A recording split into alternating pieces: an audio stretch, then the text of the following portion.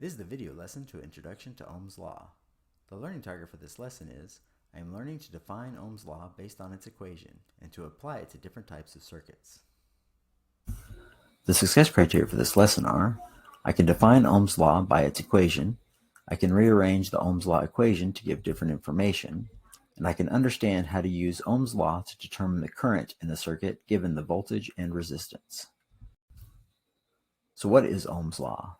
Well, Ohm's Law is based on this equation, delta V equals I times R.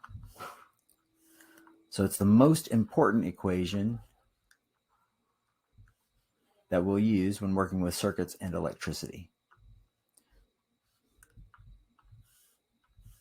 It shows the relationship between voltage, current, and resistance. And it's used to determine voltage, current, and resistance in any circuit. So we'll go over what the equation means in more detail, but this is just a brief overview of what Ohm's Law is. So it's just important to remember that this is the most important equation that we're going to use when we're trying to figure out things like voltage, current, and resistance when looking at any kind of circuit. All right, let's talk about Ohm's Law and the units that we use for Ohm's Law. So delta V stands for voltage or potential difference, and the units we use for voltage are volts, V for volts. So volts, and this we use the abbreviation V for volts. Next we have I for current. We use the abbreviation A. So amperes is the unit for current, and we use the abbreviation A for amperes. And then lastly, we have R resistance, and we use the unit ohms for resistance. And we use this Greek letter omega. So we have voltage, so delta V equals I, current, times R, resistance. And we use V for volts, amperes, A for current, and ohms, omega, for resistance. All right, so we can rearrange the equation of Ohm's Law to find the current. So we rearrange the equation a little bit. We solved for I, so that now we have I for current is equal to delta V, or potential difference, or change in voltage, or voltage, divided by R for resistance. So we can rearrange the equation to show the relationships between voltage and current, and the relationship between resistance and current. So as voltage increases, current increases. And as resistance increases, as resistance increases, the current decreases. So voltage goes up, current goes up. As resistance goes up, current goes down. So voltage is a direct relationship to current. Direct relationship.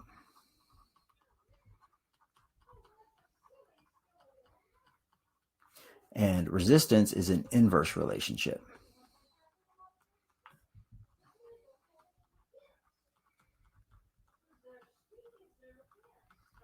We're going to look at this in more detail in the next few slides, but just as an overview, current is a direct relationship to voltage. So as voltage goes up, current goes down, and resistance is an inverse relationship. So as resistance goes up in a circuit, the current in that circuit goes down. All right, so we're going to look at some examples of circuits and see how the voltage, resistance, and current changes to show the relationships between them. All right, in this first circuit, we have one battery with a total voltage of 1.5 volts. We have one light bulb with a resistance of 3 ohms.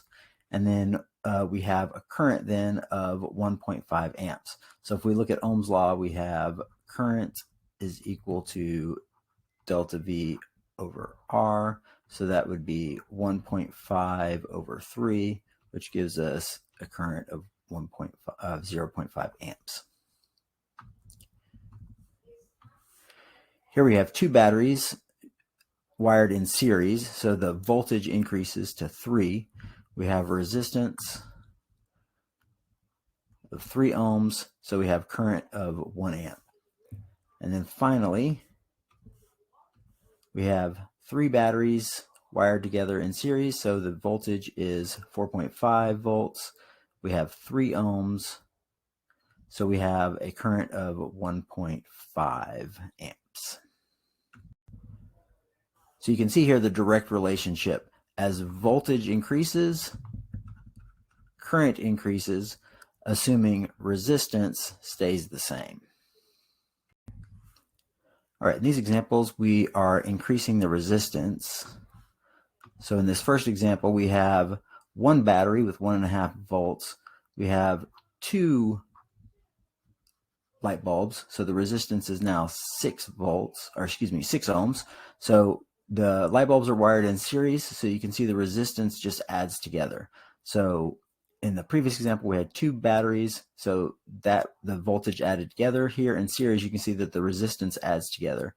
So our current is equal to voltage divided by resistance.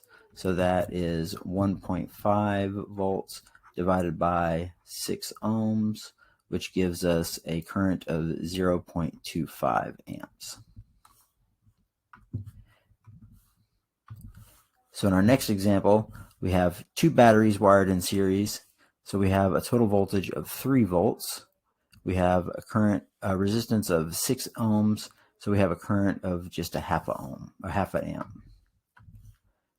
In our third example, we have 3 batteries wired together in series, which gives us a total voltage of 4.5 volts, resistance of 6 ohms, which gives us a current of 0.75 amps. And then lastly, now we have 3 batteries wired in series. We have 3 light bulbs wired in series, which gives us 4.5 volts and 9 ohms of resistance, which gives us 0.5 amps of current. So here we can see the inverse relationship between current, resistant, and resistance. So as the resistance increases, the current goes down, assuming the voltage stays the same. All right, here we have these examples put all together into a table. So we have 1.5 volts and a resistance of 3 ohms. So that gives us a current of 0.5 amps. 3 volts, 3 ohms of resistance gives us a current of 1 amp. And then 4.5 volts of current voltage, and then 3 ohms of resistance gives us 1.5 amps of current. And then it just goes on like that. 1.5 volts, 6 ohms of resistance gives us 0.25, so on and so forth. So what I'd like to look here is the relationship. So we have the voltage increases, the resistance stays the same, the current increases. But if we notice that in row 1 and 4, the voltage stays the same, the resistance increases, the current goes down. So voltage increases, voltage stays the same, resistance is increasing here, and the current is going down by half. So the resistance increased by 2, current goes down by half. Same thing here, voltage stays the same, resistance increases by half or by 2, current goes down by half. So you can see really nicely the relationship between voltage and current and resistance and current. So here voltage goes up, current goes up, assuming that resistance stays the same, and resistance goes up, current goes down, assuming that voltage stays the same. All right, everybody, keep asking questions. It's how you learn new things.